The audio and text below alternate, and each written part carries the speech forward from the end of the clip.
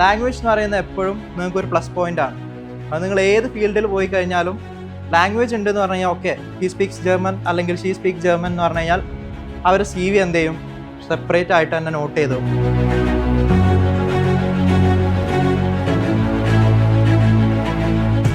Sixth അറ്റംപ്റ്റിലാണ് ആളെന്ത് ചെയ്യുന്നത്, German complete ചെയ്ത് ജർമ്മനിയിൽ ഇപ്പോൾ പോകുന്നത്.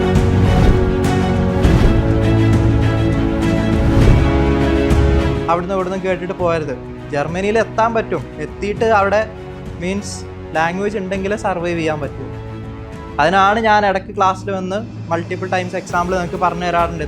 ഇൻ്റർവ്യൂവിൻ്റെ ക്വസ്റ്റ്യൻസ് ഒക്കെ ബൈ ഹേർട്ട് ചെയ്ത് പഠിച്ച് ക്രാക്ക് ചെയ്ത് ഓഫർ ലെറ്റർ കിട്ടി പോകുന്നുണ്ട്. 6 month പ്രൊബേഷൻ പീരീഡ് ഉണ്ട്.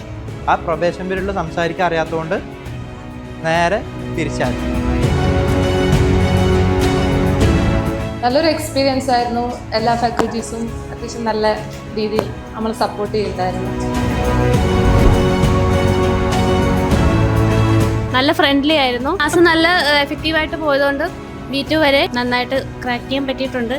ഇവിടെ വന്നത് കൊണ്ട് എനിക്കിപ്പോൾ ഒരു സ്ഥലത്ത് ഒരു കമ്പനിയിൽ വർക്ക് ചെയ്യാൻ പറ്റി. ഒരു പുതിയ ലാംഗ്വേജ്, പുതിയ എക്സ്പീരിയൻസ്, ഒരു ABCD മുതൽ തുടങ്ങുമ്പോൾ ഞങ്ങൾ കൂടെ നല്ല സപ്പോർട്ടായിരുന്നു. അവർ നല്ല എഫേർട്ട് എടുത്തു. അതിനോ ജസ്മിൻ സാറും അസ്ലാം സാറും നല്ല എഫേർട്ട് എടുത്തിട്ടുണ്ട് പഠിപ്പിച്ചെത്തിക്കാൻ. ചെയ്തുകൊണ്ടിരുന്നു. അങ്ങനെയാണ് ഞങ്ങൾ പഠിച്ചത്. ഞങ്ങളുടെ സ്വന്തം ഇഷ്ടപ്രകാരം പഠിച്ചെന്ന് പറയാൻ പറ്റത്തില്ല.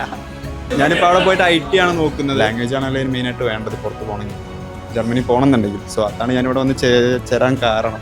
പിന്നെ എല്ലാവർക്കും നന്ദിയുണ്ട്, ലാൻഡ് ഷൂട്ടിന് നന്ദിയുണ്ട്.